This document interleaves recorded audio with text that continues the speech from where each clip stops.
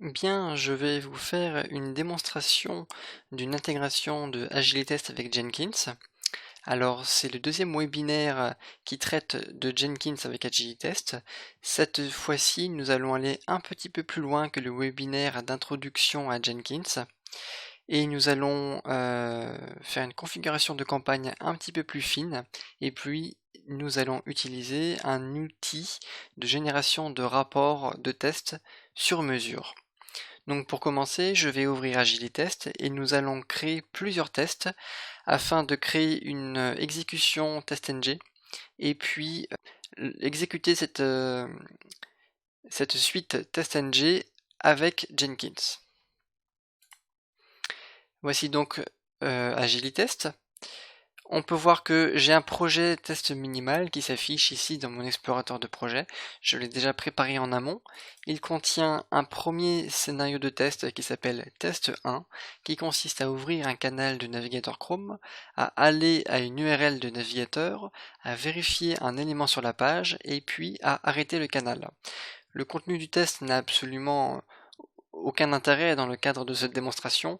L'idée est simplement de créer une suite de tests qui contiennent plusieurs tests dans le but de faire l'exécution dans Jenkins. Donc le test 2, c'est exactement la même chose. Et puis je vais créer avec vous un troisième test qui sera identique. C'est simplement pour vous montrer et pour vous rappeler que la création de test est extrêmement simple dans AgileTest. Donc un nouveau scénario de test, ça se fait comme ceci.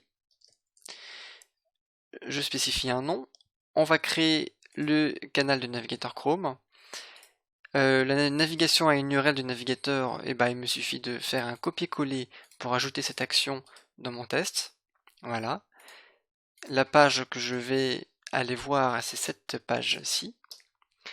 Et puis, on va maintenant utiliser le mode d'exécution édition que vous connaissez maintenant bien puisque je l'utilise à chaque webinaire, c'est-à-dire que j'exécute le début du test et pour faire la suite du test, je vais tout simplement ajouter une action, la jouer, ajouter une autre action, la jouer et ainsi de suite. Donc là j'ai mon canal de navigateur qui est ouvert, il va simplement falloir rajouter des actions. Ici, l'action qu'il faut rajouter, c'est l'action de vérification de propriété.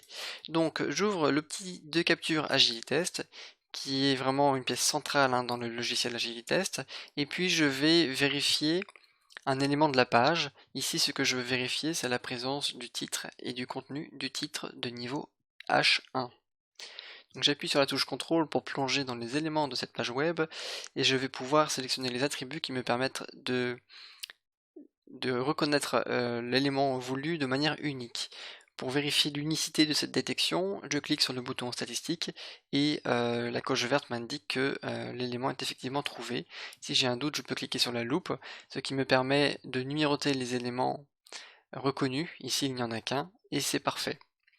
Donc je fais un glisser-déposer de cette règle de reconnaissance pour l'associer à une action de vérification de propriété sur la page. Je peux fermer l'outil de capture, et la propriété que je veux vérifier, c'est le contenu textuel de la balise H1, c'est-à-dire ce qui se trouve entre la balise ouvrante et la balise fermante. Et puis, la chose que l'on va vouloir vérifier, c'est le contenu de ce titre, qui en l'occurrence est égal à ceci. Alors...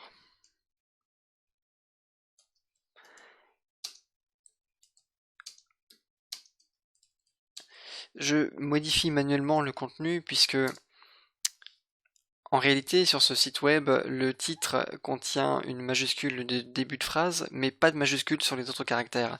Les majuscules sont en fait un élément CSS, mais le contenu à vérifier est en réalité écrit comme ceci, avec la case qui est ainsi présente. Il en est de même pour mes autres tests. Alors ici,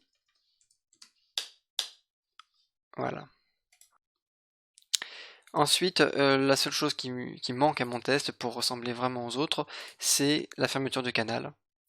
Voilà. Nous avons ici trois tests qui sont identiques, mais ils pourraient bien être différents, hein, la démonstration n'en serait pas changée. On peut, si on veut, plonger dans les en-têtes du test. C'est quelque chose qui m'a déjà été donné de vous montrer au cours de précédents webinaires. On peut afficher le code ATS et reconnaître ici les éléments de header. Et puis dans l'entête, on peut se souvenir que pour chaque test, on peut associer un groupe, ce qui permet de catégoriser les tests et d'effectuer des exécutions selon le groupe auquel appartient le test. Ça, c'est une possibilité intéressante dans le cadre d'une exécution d'un plan de test. Donc, je reviens sur l'affichage standard de mon test, et puis maintenant je vais vous montrer l'écran de configuration des exécutions. Ça, c'est l'écran AgiliTest qui permet de configurer des exécutions TestNG.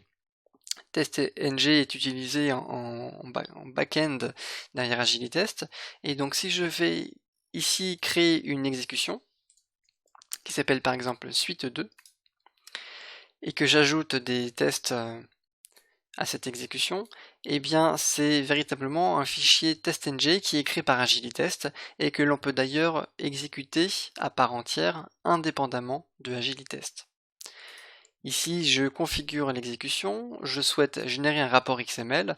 Ce rapport est vraiment important pour par la suite exploiter les données de test et générer des rapports personnalisés. Je vais mettre un niveau de log très verbeux et puis générer un rapport visuel ATSV.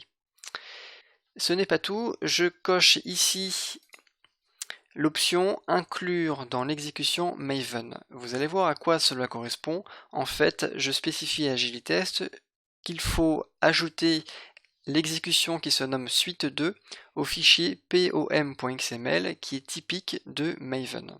Et ce fichier-là va être exploité par la suite dans Jenkins. Voilà, donc ici j'ai deux suites. La première qui est ajoutée dans l'exécution Maven et la deuxième que je viens de faire avec vous. Les deux sont vraiment identiques, voilà. Mais sur la suite 2, je vais quand même ici, juste dans le but de démonstration, je vais décocher l'inclusion de Maven puisque c'était déjà le cas sur la première suite et je ne veux pas lancer deux fois la même chose, ça serait trop rébarbatif.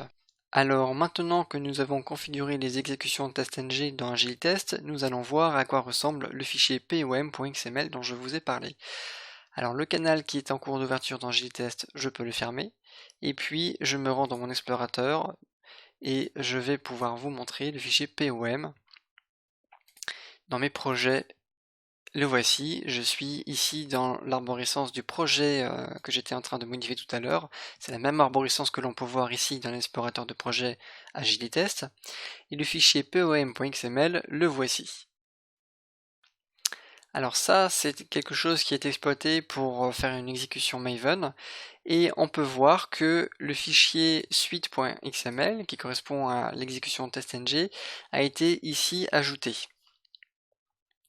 Il n'y a pas besoin de modifier manuellement ce fichier puisque AgiliTest s'en charge pour vous, mais prendre connaissance du fonctionnement sous-jacent me semble intéressant dans le cadre d'une intégration personnalisée de AgiliTest avec votre suite d'intégration continue et de tests en continu.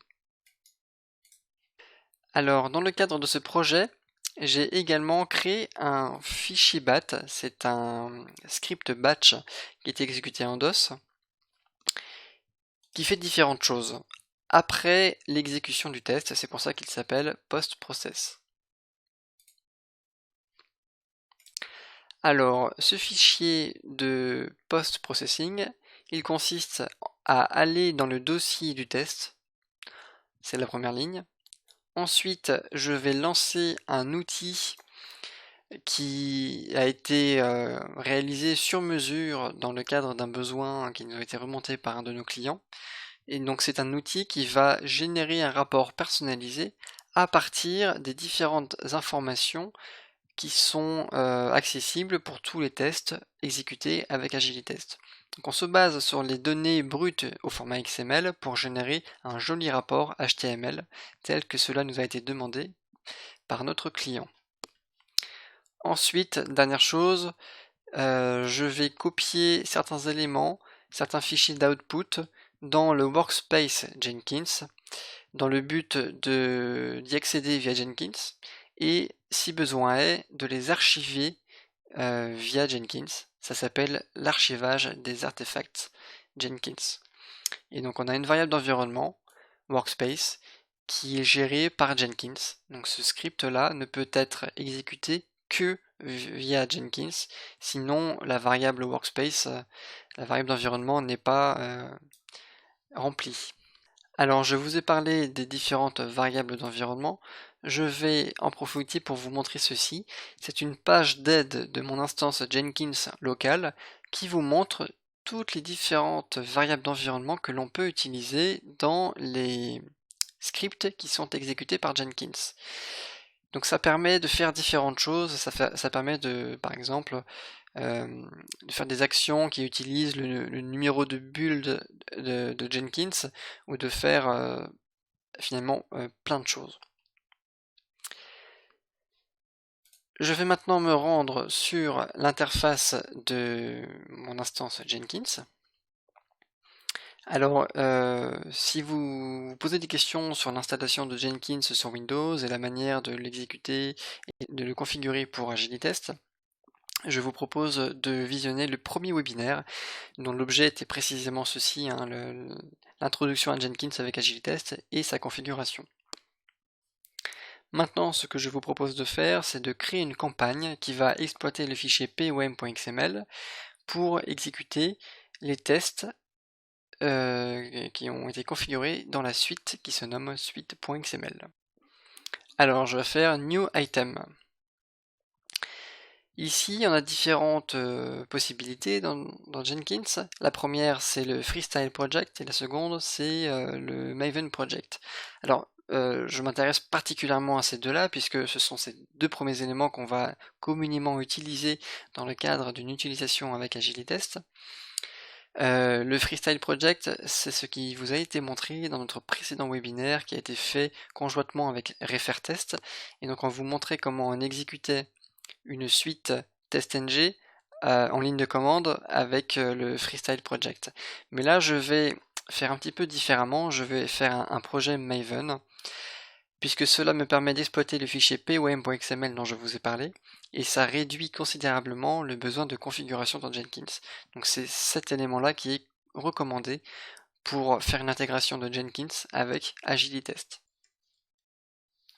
Alors je vais appeler cette campagne MyCampaign 3.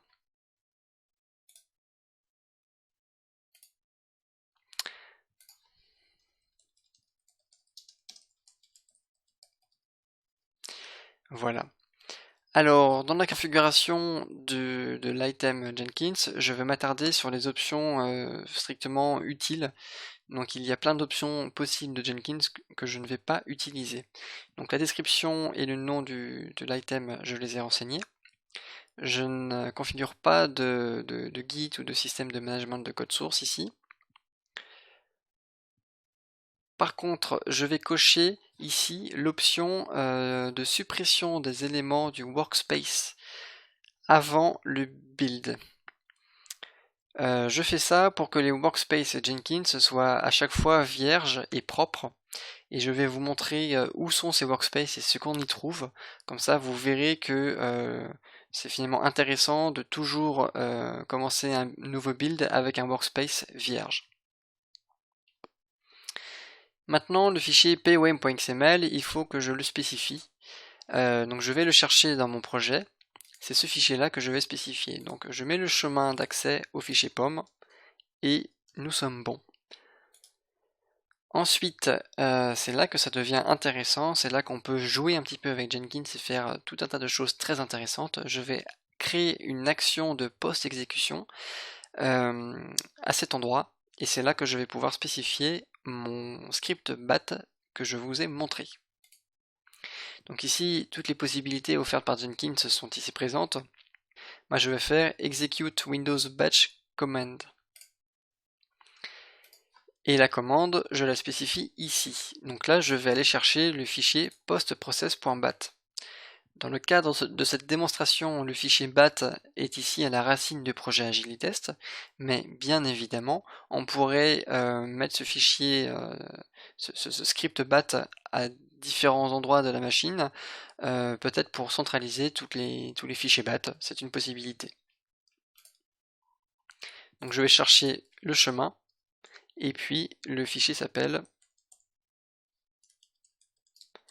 comme ceci, postprocess.bat. Alors vous voyez la liste des variables d'environnement, je vous l'ai précédemment montré, mais on peut y revenir avec ce lien. Voilà, mon projet Jenkins, ou plutôt mon item Jenkins est configuré, et j'ai donc ici toutes mes campagnes, et la troisième que je viens de réaliser avec vous, c'est celle-ci.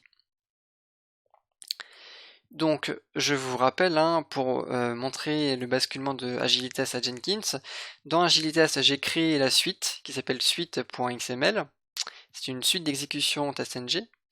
Cette suite a été intégrée au fichier pom.xml par AgiliTest. Il n'y a pas eu besoin de l'éditer manuellement. Ça a été fait grâce à l'option ici, inclure dans l'exécution Maven. Et donc les scripts de test qui sont présents dans cette suite, ils sont ajoutés ici. J'ai bien évidemment coché la génération du rapport XML, c'est indispensable pour post-traiter les informations qui figurent dans ce rapport. Et puis donc, Jenkins va être capable d'exécuter le test 1, test 2, test 3, puisque il récupère la configuration que je viens de vous montrer. Donc maintenant, ce que je vais faire, c'est l'exécution de cette campagne. Alors je vais fermer AgiliTest pour vous montrer qu'il n'a pas besoin d'être ouvert pour exécuter le test. Et là je lance la campagne. Donc le build a été ajouté, on va le voir ici, il va apparaître. Alors je réduis la fenêtre et puis je vais vous montrer l'output de la console. Alors là on est dans Jenkins, mais en bas à droite vous pouvez voir que le script ATS s'exécute en mode verbeux, c'est pour ça qu'il y a tout un tas de lignes, et la sortie écran du script ATS est accessible dans Jenkins. Donc le premier test consistait ici à aller sur cette URL et puis à faire une vérification de titre, et on va recommencer l'opération 2 fois encore pour un total de 3 tests. Alors, j'ai volontairement ajouté 3 tests dans cette suite parce que vous allez voir par la suite que le rapport d'exécution de la campagne fait bien état de 3 tests. Là, nous sommes encore dans l'exécution du script ATS. Il y a 3 ouvertures de canal et 3 fermetures de canal, ce qui engendre des petits surcoûts en temps.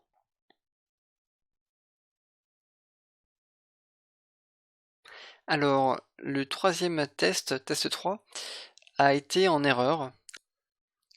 Si je sais ce qui s'est passé, dans les 2 premiers tests, l'exécution a réussi car l'action de vérification de propriété concernant le titre a été correctement configurée dans le test. Par contre, sur le test numéro 3, j'ai fait la saisie du titre à reconnaître devant vous et j'ai oublié qu'il y avait effectivement un tiret quadratin dans la page. Et donc, l'action de vérification de propriété a échoué car ma saisie clavier était fausse. Voilà, le job Jenkins est terminé. On a une erreur puisque le troisième test a été exécuté avec une erreur. Donc on le voit figuré ici. Le dernier état du build, il est en erreur. On a ici une icône qui montre différentes précédentes exécutions, le niveau de succès ou d'échec. Et je vais aller pouvoir voir ici dans ma campagne, je vais voir mon workspace et je vais vous montrer les rapports qui ont été générés avec mon fichier de post-processing. Alors je vais ici, là où le rapport est généré, et je vais vous montrer report suite. Voilà, donc ici on est sur un rapport vraiment très basique. Alors il n'est pas visuellement très joli, Ça, c'est parce que Jenkins interdit d'aller chercher des feuilles de style CSS à l'extérieur. Donc ça, c'est quelque chose qu'on va corriger nous en interne. Mais je peux quand même vous montrer le rapport dans le Workspace Jenkins. On le trouve ici. Le rapport ressemble normalement à ceci. C'est le même rapport, la seule différence c'est que la feuille de style ici est effectivement interprétée. Donc on a un code de retour global qui est un échec, on a les codes de retour test par test avec 2 succès, un échec. On va pouvoir facilement accéder au rapport PDF de la campagne totale, ou bien au niveau du test, on peut accéder au rapport HTML avec les copies d'écran des différentes étapes. Voilà. On peut accéder à la même chose au format PDF, et puis on peut accéder au rapport ATSV. Donc là je clique dessus, et j'ai mon player ATSV qui s'ouvre. Alors à noter que nous disposons de 2 types de player ATSV. Celui que vous avez devant vous, c'est celui qui vient avec le logiciel Agilitest. Mais il existe aussi le player ATSV HTML5.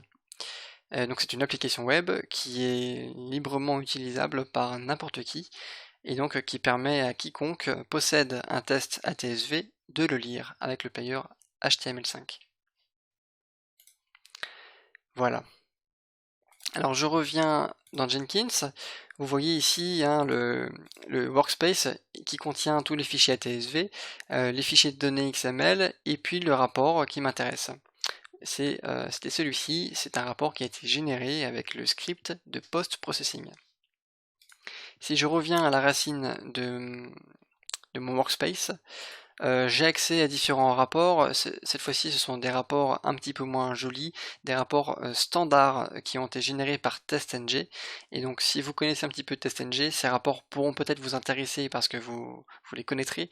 Sinon, je vous recommande quand même de mettre en place une génération de rapports personnalisés, soit au niveau du test pour faire du rapport test par test, soit au niveau de la campagne pour avoir un rapport qui présente le code de retour de multiples tests.